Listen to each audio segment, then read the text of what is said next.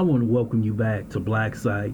Tonight, we're going to talk about the murder of Walter Wallace Jr. by the Philadelphia police. First, I would like for you to subscribe to this channel, hit that notification button, hit that like button, and also share this video. Walter Wallace Jr. was killed by the Philadelphia police because he had a mental breakdown. Like the young man in Rochester, Daniel Perdue, and like so many others, the police seem to use lethal force against black men when they're having mental issues. Yes, Walter Wallace Jr. was using a knife, but the police could have waited him out just like Daniel Perdue. They could have stood back, waited for the young man to tire himself out, and he would have eventually put the knife down. His mother had to watch him get murdered in the middle of the streets in Philadelphia as she screamed, "Don't shoot him." The people in the neighborhood who called the police feel so guilty because they wish they never called the police. The police had no justification to kill this man. Just like in Rochester when they killed mentally impaired Daniel Perdue. But it seems that lethal force comes out when black men are wielding a knife. A knife is not dangerous if you stay away from the person with the knife. The lethal weapon is a gun, and he did not have a gun. But now he's resting in peace because these officers decided his life wasn't worth living. See, this is what white supremacy is all about. When they see a black man and they see a white man, if that was a white man who was mentally impaired, they would have sat back, they would have talked to him, even if it took 4 or 5 hours before he dropped that weapon. But these officers seeing him as a complete danger to them, and they were walking back. They were about 10 yards away from Walter Wallace Jr. They didn't have to shoot that man in front of the whole neighborhood. And of course, the neighborhood got angry. An uprising occurred.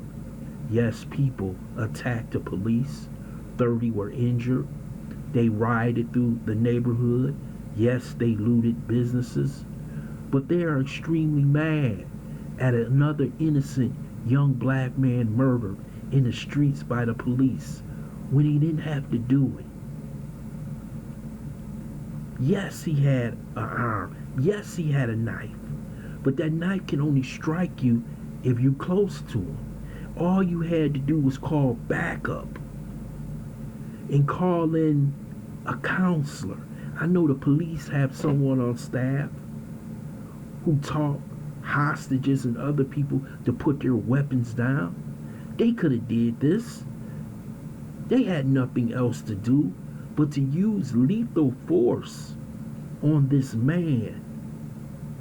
Makes the police look no more than like a gang of blue thugs who go out and assassinate black men for no reason at all.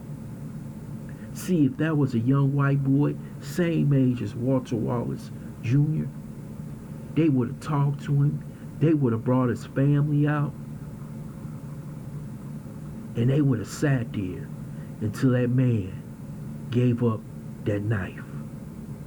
You heard his mother screaming in the background, but you didn't care because you don't see her son as being human like you see a white woman's son as being. So that's why Walter Wallace Jr. is now dead. This is very sad to see this go on over and over and over again. With any kind of weapon, a knife. The community is outraged. Tonight they have called in the National Guard. They have all police on standby because they believe there will be another riot. Because this man didn't have to die. They did not have to use ultimate force when dealing with Walter Wallace Jr. Mental health is a serious problem all across this country, especially in the black community, and especially sometimes with black men, with all the things they have to go through in life. But you saw him as a common criminal, not a patient. So he got executed on the streets of Philadelphia. This is a story that's told over and over again when it comes to black men.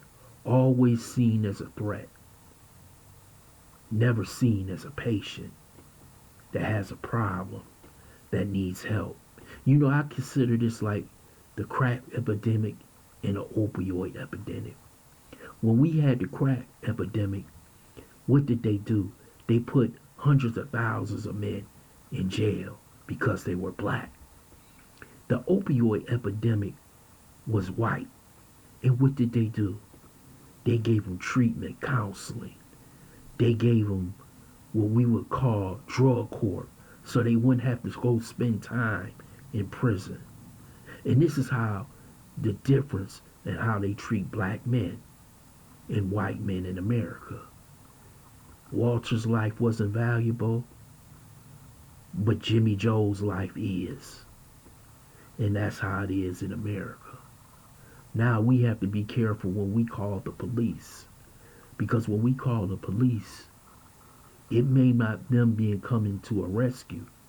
It may be them coming to kill you. I want to thank you for listening to Black Site. I hope you subscribe to this channel, smash that like button, and share this video.